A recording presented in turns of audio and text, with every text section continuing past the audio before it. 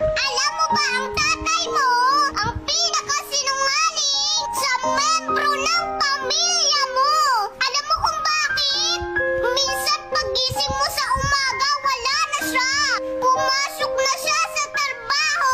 And then, ikaw habang ini-enjoy mo yung araw mo, pagdating ng gabi, uuwi siya. Tatanungin mo siya, "Tay, kamusta?" Sasagot sa ayos lang naman, anak. Yung mga kapatid mo, kumain na ba?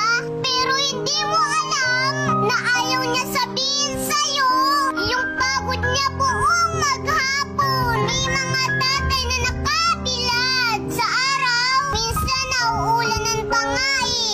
May mga tatay lagi pinapagalitan ng amo nila.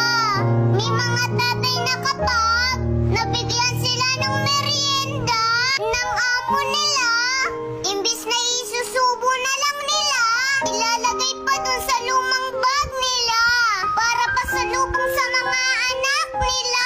Nagtitiis sila sa gutom para maiuwi ang sahod na buo.